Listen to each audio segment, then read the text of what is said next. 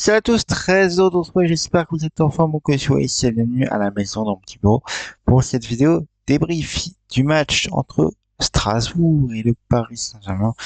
Victoire des Parisiens hier 4 buts à 2 au Parc des Princes avant de retrouver cette semaine le PSV Eindhoven en Ligue des Champions. On va faire un point sur ce match, on va faire un petit débrief les amis de ce match qui s'est animé, qui s'est très vite emballé les amis. Et oui, on va regarder ça ensemble. Mais avant de commencer, n'hésitez pas à vous abonner en masse à la chaîne YouTube, je compte sur vous. N'hésitez pas à activer la petite cloche également, ça prend 2 minutes. Aussi, likez, commentez, partagez pour me donner de la force et pour augmenter la communauté spéculative. Je compte sur vous, ça prend même pas 30 secondes à faire et ça me soutient. Merci par avance si vous faites, vous êtes les gouts. Et on commence évidemment par la compo du Paris Saint-Germain, les amis. Juste ici, Donnarumma dans les cages, Beraldo, Skriniar, Pacho en défense au milieu de terrain, Vitinha, Mayulu, Zaire Emery et Geo Neves et en attaque, Asensio, Désiré Doué et Bradley Barcola, les amis. Ousmane Dembélé, Marquinhos étaient sur le banc, repos tout comme Achraf Hakimi pour être opérationnel cette semaine en Ligue des Champions qui face au PSV Eindhoven. Les amis, ce match c'est emballé. Pourquoi? Parce que un jeune Titi parisien qui était titulaire, un jeune de 17 ans, Mayolu a inscrit son premier but professionnel, les amis, avec le Paris Saint-Germain. Et oui, le jeune Mayolu a inscrit son premier but avec le Paris Saint-Germain hier soir face à Strasbourg. C'était l'ouverture, évidemment, du score pour le Paris Saint-Germain, 1 but à 0. C'était un service, évidemment, d'un certain Bradley Barcola. Les amis, c'était à la 18e minute. Jusqu'à la mi-temps, des occasions de part et d'autre, mais pas d'autres buts jusqu'à présent. Jusqu'à la mi-temps. Au retour de vestiaire, ça enchaîne, les amis. Seulement, écoutez-moi bien, seulement 2 minutes après le retour des vestiaires. Un certain Marco Asensio claque le 2-0 pour le Paris Saint-Germain. On se dit là, le match est plié.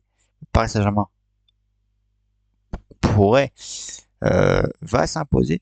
Mais si sans compter sur 10 minutes plus tard, le jeune Strasbourgeois Mara qui redonne l'espoir aux Strasbourgeois pour le 2-1. Mais il ne faut pas énerver le Paris Saint-Germain, les amis. Vous connaissez, il ne faut pas énerver le Paris Saint-Germain parce que quelques minutes plus tard, 8 minutes plus tard, il est de nouveau là. Un certain, il était passeur. Et maintenant, il est buteur, les amis. Bradley Barcola pour le 3-1 pour le Paris Saint-Germain. Le Paris Saint-Germain fait de nouveau le break à la 66e minute. Mais ça ne se rattrape pas là. Les nombreuses occasions arrivent de part et d'autre. Que ce soit pour Strasbourg, pour Paris. Mais à la 80, jusqu'à la 90e, il y a des occasions. Mais rien de concret, les amis.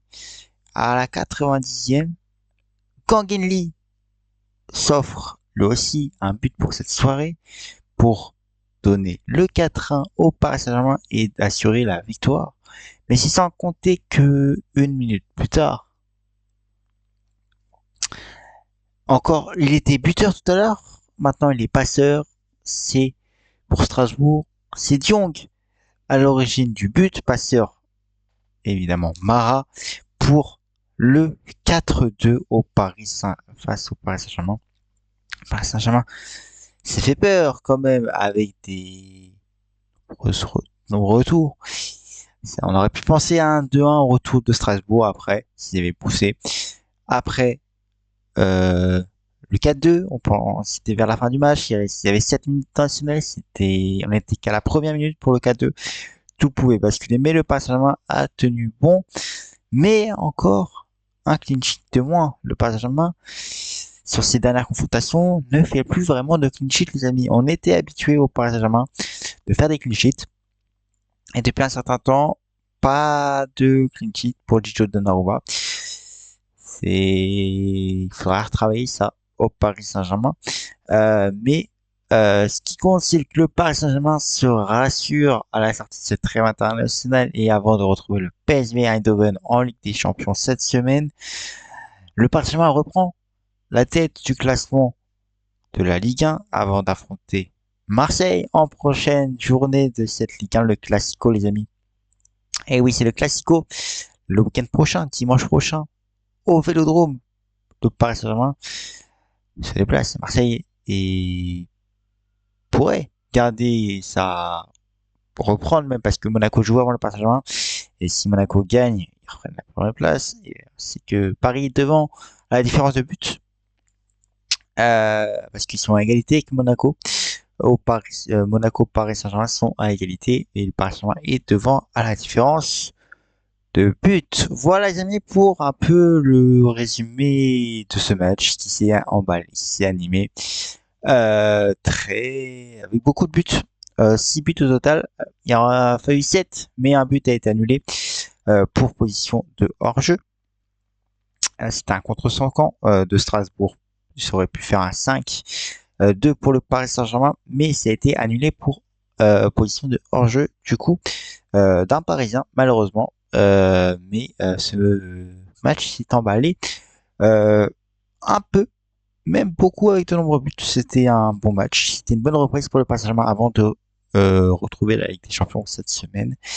Un bon entraînement parce que Strasbourg n'est pas une petite équipe, les amis.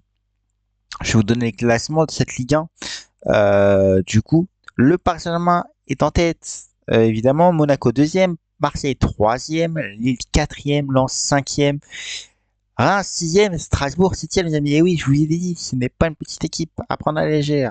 Lyon huitième, Brest neuvième, dixième Nice, Nantes onzième, Rennes douzième, Saint-Etienne treizième, Auxerre quatorzième, Le Havre 15e, Toulouse 16e, Montpellier 17e et Angers ferme la marche à la 18e place. Voilà les amis pour ce débrief de ce match Strasbourg-Paris Saint-Germain. On va faire un petit avant-match les amis pour euh, le Paris Saint-Germain PSV ce mardi à 21h. Au Parc des Princes, le Paris Saint-Germain est à domicile. Pour côté absent, on va faire un point sur les absents. Seulement, la comprobable, on ne l'a pas encore. Elle devrait intervenir demain, lundi. Côté parisien, c'est Lucas Hernandez qui a repris l'entraînement, qui poursuit son protocole de reprise, qui pourrait revenir avant la fin de l'année, qui est en avance sur son protocole de reprise. Espérer revoir en décembre Lucas Hernandez, c'est possible. Kimpembe a repris l'entraînement avec le groupe, lui aussi absent de longue date. Pourrait aussi revenir très prochainement dans le groupe parisien. Et Gonzalo Ramos, toujours absent, pas de reprise avec le groupe pour l'heure. Il se soigne pour une reprise peut-être en 2020, début 2025. À voir ce que ça donne. Son protocole, voilà pour le Paris Saint-Germain. Côté PSV Eindhoven, les absents. Dest, Fofana, Lozano, Schouten, Vermen, un certain Karstorp pour le PSV Eindhoven. On sait que c'est pas des absents à négliger. Certains sont des absents de marque. Côté PSV, à voir ce qu'ils pourront faire sans. Le PSV a gagné son match hier, tout comme le Paris Saint-Germain. C'était face à Karnar, 2 buts à 1 dans dans le championnat des Pays-Bas. Le PSV a également gagné et on peut dire, sont en forme pour avant de retrouver le Paris Saint-Germain au Parc des Princes. Lors des matchs en Ligue des Champions, c'était face au Sporting, c'était un but partout. Ils étaient à domicile. Affaire à suivre du coup. Voilà la compo probable, je vous l'ai dit, on l'aura ce lundi normalement évidemment. Je vous tiens informé sur mon compte Twitter les amis. Évidemment on fait le point sur l'actualité évidemment ensemble. Voilà les amis, n'hésitez pas à vous abonner en masse à la chaîne YouTube, je compte sur vous, je ne le répéterai jamais assez, on augmente la communauté jour après jour, ça fait toujours plaisir et je vous en remercie par avance et on continue, j'espère on peut continuer et dépasser les 500 abonnés d'ici la fin de l'année 2024, ça serait Ça ferait plaisir, les amis. Et ça me ferait plaisir, surtout à moi, de voir que les contenus vous plaisent. N'hésitez pas aussi à liker cette vidéo juste en bas, à activer la petite cloche également pour ne manquer aucune prochaine vidéo sur la chaîne. Commentez, donnez-moi votre avis sur le Paris Saint-Germain, ce que vous pensez, partagez autour de vous pour augmenter encore la communauté. Et n'hésitez pas aussi à aller checker la dernière vidéo que j'ai sortie aussi aujourd'hui sur un point actualité, le Paris Saint-Germain en mode prolongation des contrats. De nombreuses prolongations sont en cours. N'hésitez pas à aller la checker, liker, commenter, partager également. Tout vous abonner en masse à la chaîne YouTube. Je compte sur vous. Activez la petite cloche. Ça prend 30 secondes et ça me soutient. Merci par avance si vous le faites. Voilà les amis. On se retrouve évidemment très vite pour une prochaine vidéo sur le Paris Saint-Germain ou sur le foot en général pour une actualité ou une breaking news. Très bon dimanche à vous et je vous dis comme d'habitude mon like motive du jour. Profitez des vôtres et je vous embrasse. Bonne journée à tous.